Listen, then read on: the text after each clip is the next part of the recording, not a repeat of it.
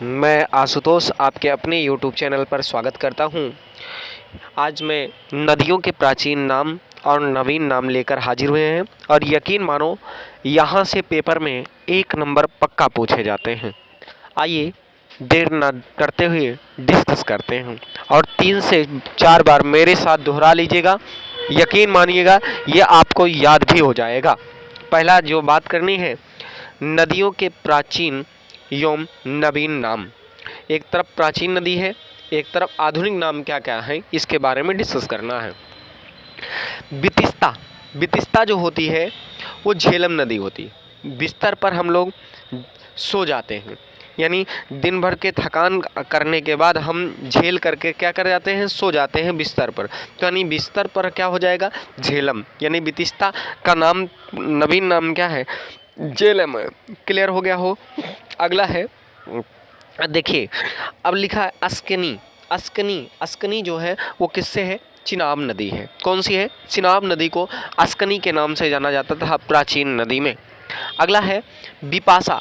बिपाशा, बिपाशा या बिपाशा को हम बिपाशा से बा से बिपाशा पड़ती है, ब्या से ब्यास भी पड़ती है। यानी बिपाशा नदी को हम किस नाम से आधुनिक नदी में जानते, प्राचीन नदी में जानते थे, तो बिपाशा नदी को आधुनिक में हम ब्यास नदी के नाम से जानते थे। उम्मीद करते हैं मेरी बात अच्छे से क्लियर हो रही होगी।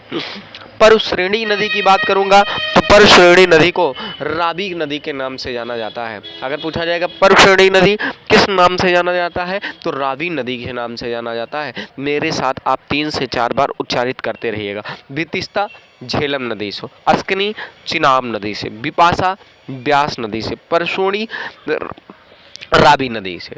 अब सतुद्री अगर पूछ करेगा, सतुद्री, सतुद्री की बात करेगा तो सतलज, सा से सतुद्री, सा से सतलज, सतलज और सतुद्री अगर बात करेगा तो सतलज नदी को ही सतुद्री नदी के नाम से जाना जाता है।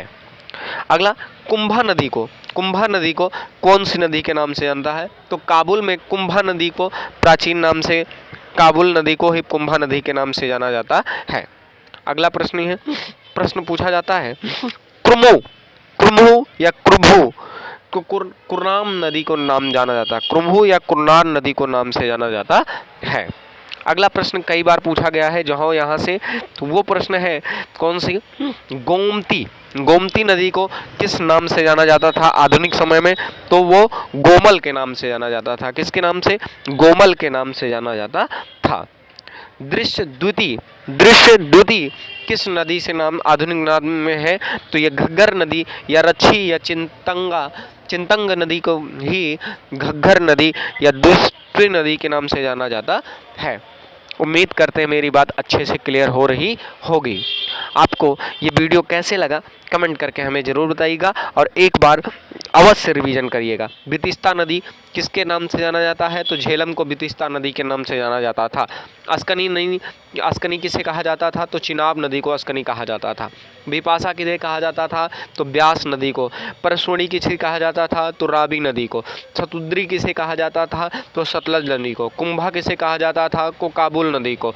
कुर्मुब या कुर्भू किसे कहा जाता था, कुरमन नदी को। अगला है गोमती किसे कहा जाता था, तो गोमल नदी को। द्युति नदी किसे कहा जाता था, घग्गर या रच्छी या तिरंगना नदी को। आपको ये मेरे द्वारा पढ़ाया गया प्रश्नों की सीरीज कैसी लगी हमें कमेंट करके अवश्य बताएं। अगर प्रश्नों की सीरीज अच्छी लगी हो तो चैनल से अवश्य जुड़ें ताकि ऐसे ही वीडियो बनाने के लिए प्रोत्साहन मिलता रहे। मिलते हैं नेक्स्ट वीडियो में, तब तक के लिए जय हिंद, वंदे मातरम दोस्तों।